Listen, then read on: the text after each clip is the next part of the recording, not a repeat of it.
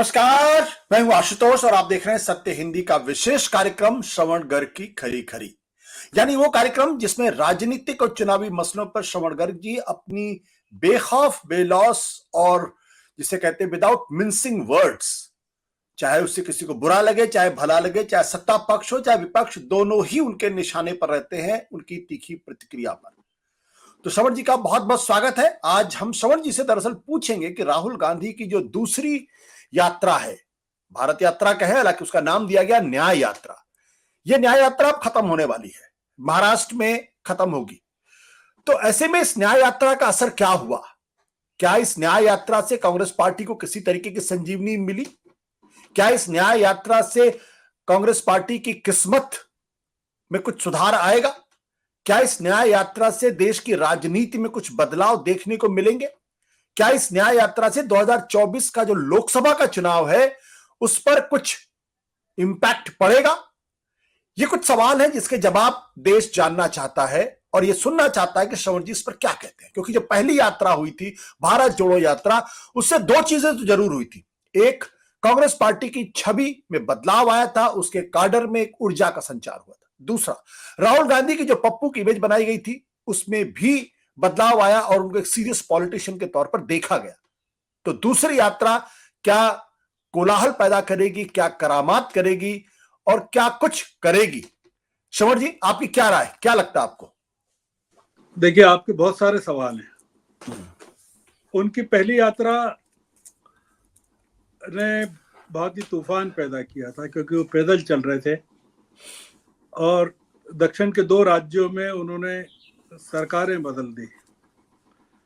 कर्नाटक में किसी को उम्मीद नहीं थी, भारतीय जनता पार्टी का गढ़ है, आरएसएस का गढ़ है, बहुत ही ताकतवर हुकूमत थी, वहां दल बदल करके बनाई गई थी। कांग्रेस के लोगों को शामिल किया गया था, विभाजन की राजनीति खेली गई थी, सांप्रदायिकता चली गई थी, बजरंगबली को बीच में लाया गया था, प्रधानमंत्री ने पूरा दारोमदार अपने ऊपर ले लिया था, उसके बावजूद बीजेपी हार गई। वही तेलंगाना में हुआ। किसी को कोई कल्पना नहीं कर सकता था कि ये दोनों राज्य इस तरह से हाथ से कांग्रेस के हाथ में चले जाएंगे। ये यात्रा अलग है आशुतोष जी। ये यात्रा एक तो पैदल नहीं है, बस में है, ज्यादा बड़ी यात्रा है। ये पहली वाली करीबन 4000 के करीब 4000 किलोमीटर थी, ये 6200 किलोमीटर है, बस में है। कांग्रेस को इससे क्या फायदा होगा, ये एक बड़ा सवाल आपने पूछा, सब लोग पूछते हैं। आपने भी पूछा क्या कांग्रेस को संजीवनी मिलेगी? नहीं मिलेगी। कांग्रेस का कोई ऐसा काम नहीं है, इन 15 राज्यों में कोई उपलब्धि नहीं है कि उसको संजीवनी मिलना चाहिए। 357 पार्लियामेंट की सीटें हैं, जिन 15 राज्यों से 14 राज्यों से गुजर के ये महाराष्ट्र में पहुंचे हैं राहुल गांधी। 357 सीट्स हैं इन राज्यों में जी। सरप्राइजिंगली 13 सीटें हैं कांग्रेस के पास, 13, ओनली 13। 242 सीटें बीजेपी के पास है। अब अगर एनडीए की सीटें भी मिला लें, एनडीए मतलब जेडीयू की मिला लें, उसमें एलजेपी की मिला लें, 6 सीटें जेडीयू की मिला लें और बीजेडी का सपोर्ट मिला लें, तो दक्षिण भारत के बिना भारतीय जनता पार्टी को बहुमत है इसमें। मतलब इमोशनली और फिजिकली भाजपा को जरूरत ही नहीं है दक्षिण भारत की। वैसे भी जरूरत नहीं है क्योंकि पूरा फोकस ही प्रधानमंत्री का और बीजेपी का उत्तर भारत में है, क्योंकि वो मानते हैं कि 40% वोट मिल जाए तो बाकी 60% पर काबू पाया जा सकता है, और वही इस बार भी कर रहे हैं, होने वाला है। तो मैं कांग्रेस को क्या फायदा होगा ये कह नहीं सकता। मैं जो देख रहा हूं कि मतलब तमाम मीडिया अगर राहुल गांधी के साथ होता जी देश का, तो इस यात्रा का क्या असर होता। आजादी के बाद ऐसी कोई यात्रा, परिवर्तन की यात्रा नहीं निकली, देश को जोड़ने की हो या न्याय यात्रा हो।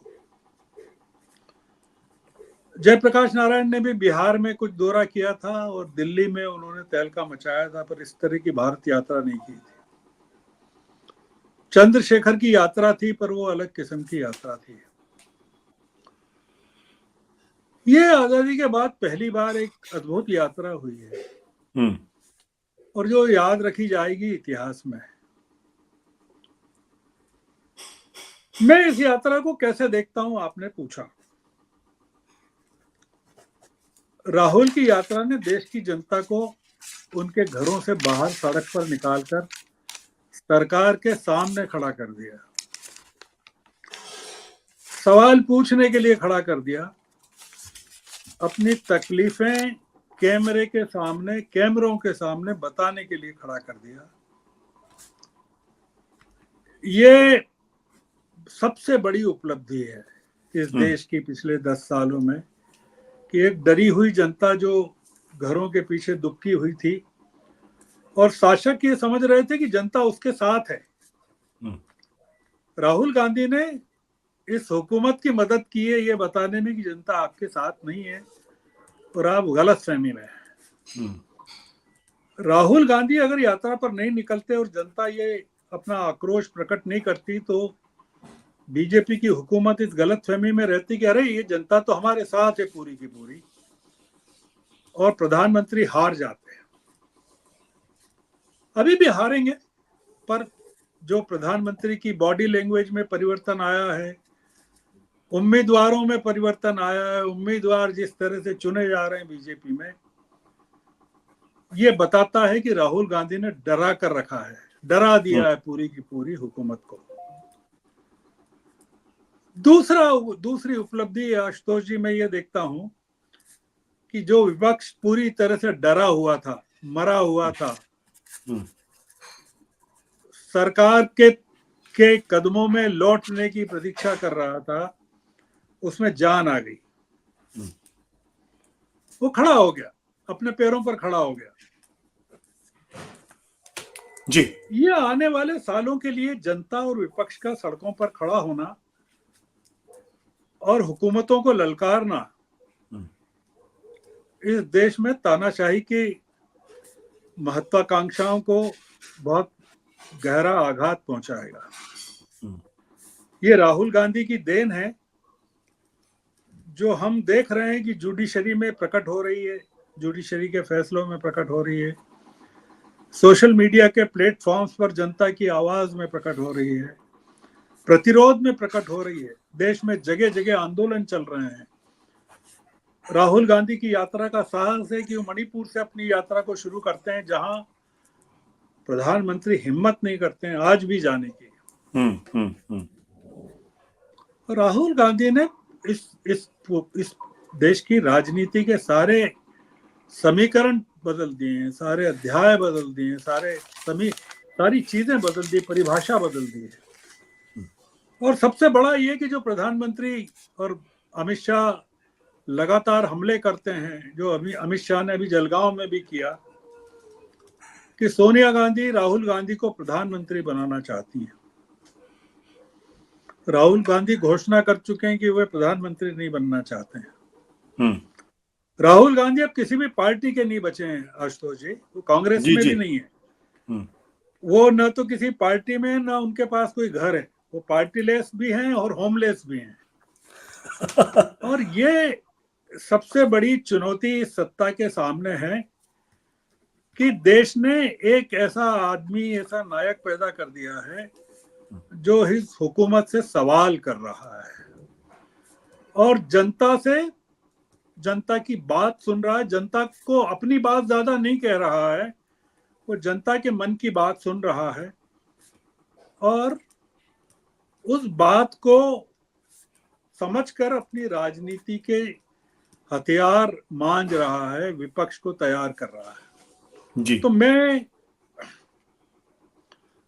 कांग्रेस को क्या फायदा होगा, मैंने बताया कुछ कितनी सीटें हैं, 13 सीटें हैं, वो 130 में नहीं बदल सकती। कांग्रेस का भाग्य नहीं बदलेगा इस यात्राओं से, 2 यात्राओं से देश का भाग्य बदल जाएगा।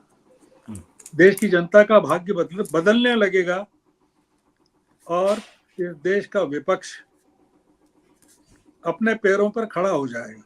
ये 2 यात्राओं की बहुत बड़ी उपलब्धि है। पूरा भारत उस आदमी ने घुटनों में दर्द के बावजूद नाप दिया।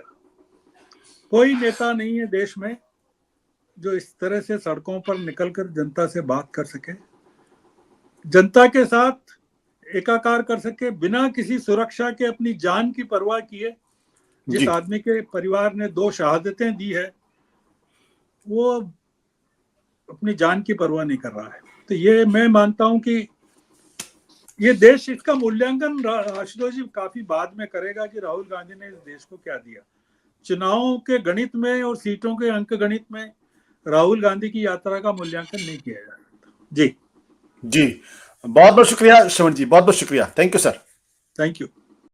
सत्य हिंदी का ऐप डाउनलोड करें गूगल प्ले स्टोर पर।